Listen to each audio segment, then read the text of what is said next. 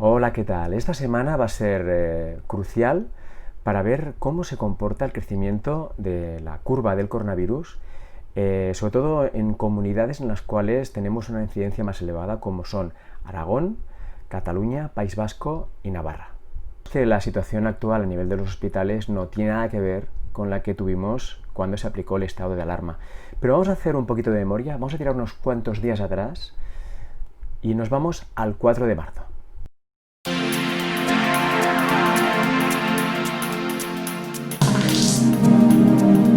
Bueno, si nos vamos al 4 de marzo, la mayoría de periódicos en sus titulares abrían con la noticia de que Valencia registraba la primera muerte en España por coronavirus.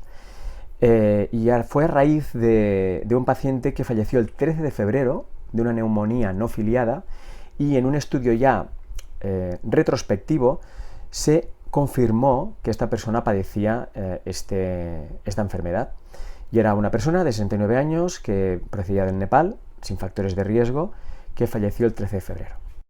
Bien, y esta es la situación de la incidencia de coronavirus en España del 4 de marzo de 2020, 10 días antes de decretarse el estado de alarma. Veréis que solamente había un fallecido, que era este caso de la Comunidad Valenciana, y destacaban los 70 casos de Madrid diagnosticados. Pensad que en esta época solamente se diagnosticaban los casos graves o los casos que iban a hospital, la gente que estaba peor. Los casos leves no se hacía la PCR porque realmente no se disponía de tantos reactivos. En esos momentos había muchos casos leves que no se diagnosticaban y que pasaban desapercibidos. Había personas que acudían al médico por faringitis, por cuadros catarrales, por bronquitis, por cuadros gripales, conjuntivitis, gastroenteritis, y pasaban desapercibidos porque no se disponía de los reactivos suficientes para realizar las PCR, y además en los protocolos tampoco estaba contemplado que se hicieran estas pruebas. Pero para que hubiera estos casos que vemos en este mapa, debajo había muchos casos que pasaban desapercibidos, que eran leves, como está sucediendo actualmente. Fijaros que en el 4 de marzo, de total de casos diagnosticados, solamente había 7 personas hospitalizadas en la UCI. Solo 7. ¿Cuál es la diferencia de entonces a ahora? Pues que actualmente las personas de más edad se protegen más, intentan mantener distancia de seguridad, llevan mascarilla, las residencias de ancianos están mucho más controladas, no hay actos multitudinarios, entonces es más difícil que haya una transmisión mucho más generalizada, pero hay que ir muy con cuidado, sobre todo en la transmisión intrafamiliar, en las celebraciones, en los cumpleaños, porque aunque no tengamos síntomas, podemos transmitirlo. Tenemos las personas sintomáticas que contagian y luego las personas que están incubando esta enfermedad, que días antes de que manifiesten los síntomas transmiten la infección. Fijaros, aquí he ido notando las notificaciones de sanidad de viernes a viernes desde el 29 de mayo hasta el 24 de julio. A nivel de notificaciones diarias hemos pasado de 187 al principio, hemos ido bajando hasta 154 el 19 de junio y el último viernes 922. De todas maneras, pensad que estas notificaciones no recogen todos los casos diagnosticados el día anterior, porque como hay un retraso en las comunicaciones de las comunidades autónomas a sanidad, se recogen la mitad o incluso menos de los reales.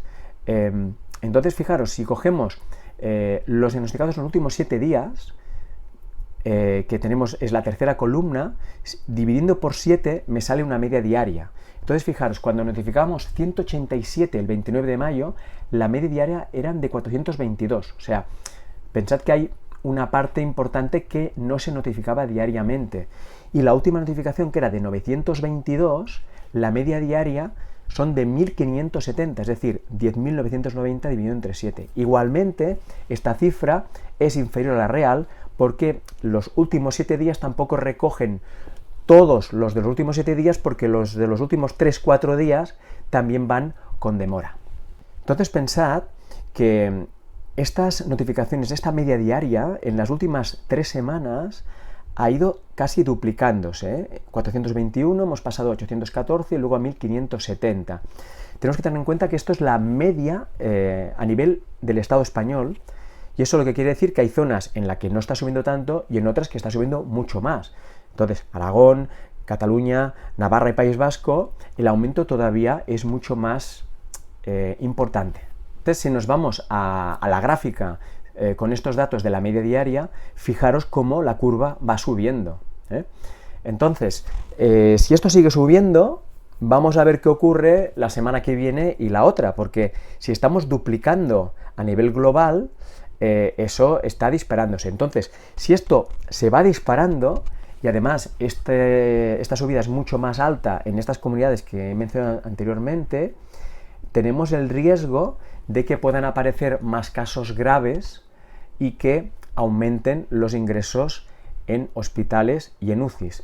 Aunque tenemos que ver qué ocurre con esto de que las personas mayores están más resguardadas y lo más probable es que no suba tanto. Pero aquí es donde tenemos que actuar nosotros y sobre todo tenemos que proteger a nuestros mayores y a las personas de riesgo. O sea, que vamos a intentar evitar fiestas, celebraciones a nivel familiar, pero si invitamos a otras personas, a otros familiares de otros núcleos familiares, aumentamos todavía este riesgo. Sobre todo si hay personas más jóvenes o personas que no están siguiendo las normas de seguridad. Entonces, vamos a intentar, sabemos que hay muchas personas jóvenes que están siguiendo normas de seguridad, que se están cuidando, pero hay otras personas que no. Porque, bueno, estamos en verano, hemos estado confinados mucho tiempo y hay ganas de salir y pasarlo bien. Pero hay que ir con mucho cuidado para evitar que esto no se vuelva a disparar.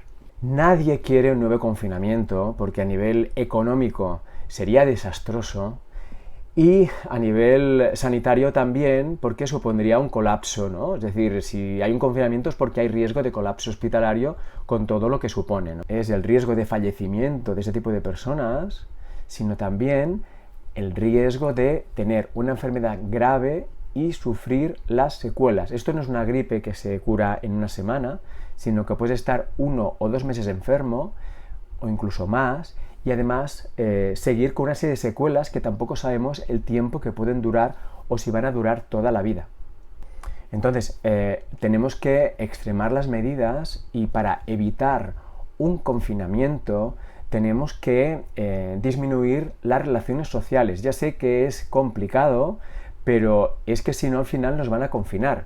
No va a ser un confinamiento generalizado, sino que va a ser por zonas.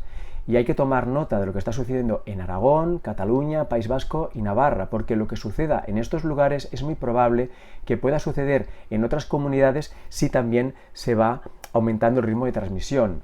Y podemos disfrutar, podemos salir, podemos tener vida social, pero manteniendo estas normas. Ya sé que no es lo mismo, pero es que esta situación es excepcional la que estamos viviendo, ¿no? Entonces, tenemos que seguir estas normas de seguridad, tenemos que disminuir los contactos sociales y sobre todo el Estado también tiene que ponerse las pilas rastreando mucho más los contactos, porque si no se rastrean, esto se disemina todavía mucho más fácilmente.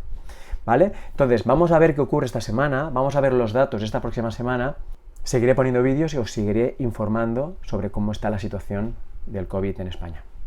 Pues bien, hasta la próxima.